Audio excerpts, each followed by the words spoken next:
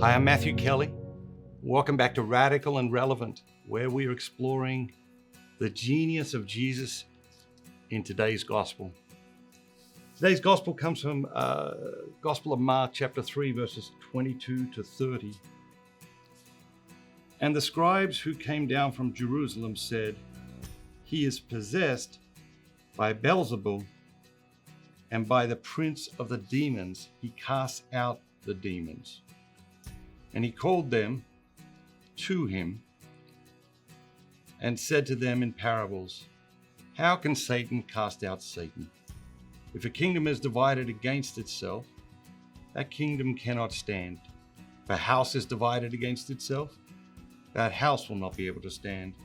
And if Satan has risen up against himself and is divided, he cannot stand, but is coming to an end. But no one can enter a strong man's house and plunder his goods unless he first binds the strong man. Then indeed he may plunder his house. Truly I say to you, all sins will be forgiven the sons of men, and whatever blasphemies they utter. But whoever blasphemes against the Holy Spirit never has forgiveness, but is guilty of an eternal sin. For they have said, he has an unclean spirit." Remember, we're looking for a word, a phrase, or an idea. You look at this one reading, there's just so much. There's so many words, phrases, and ideas to choose from. The first one that stuck out at me was possessed.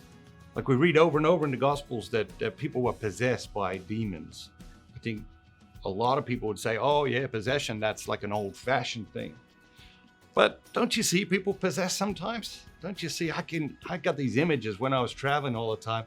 I got these images of people standing at the ticket counter screaming at the person behind the desk because the flight is delayed, as if the person behind the desk had like an extra 747 at home in their garage, and they were personally withholding the use of this airplane to deliberately delay this one particular person from getting home on time. And these people seem possessed, you know. Sometimes you see people who had too much to drink. They also take on the look, the feel of someone who is possessed. And you lose your temper, or you see someone else lose their temper, and you see, okay, well, this is a sort of a possession. So I think it's dangerous to cast this stuff off as, oh, that's old-fashioned, that doesn't happen anymore. I don't believe that's true.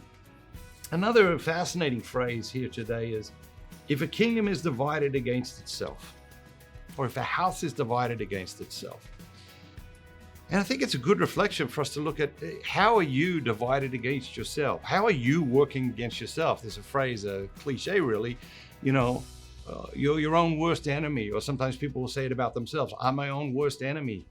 What does that mean? It means I'm divided against myself. Maybe today is an invitation to examine, how am I divided against myself?